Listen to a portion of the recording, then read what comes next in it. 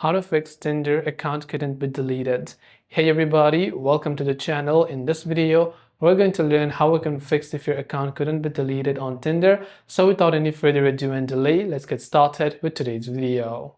If your Tinder app is showing that the account couldn't be deleted, what could be the possible reason that you're facing this?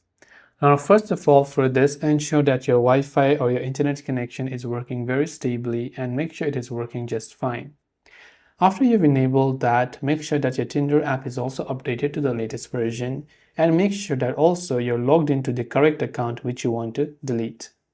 Now, whenever you're trying to delete your account by tapping the gear icon from the top right hand side, scrolling down to the bottom, selecting delete account and trying to delete your account, and if it says that could not delete account, if you have selected any type of reason here, make sure to skip this process next time and try it again. Now, sometimes it might not be able to delete if you have got an active subscription within Tinder. So make sure that you don't have any type of subscription, and if you do, you have to make sure to simply cancel the type of subscription that you have. And after you've done that, you can proceed to try to delete your account and see if that helps you.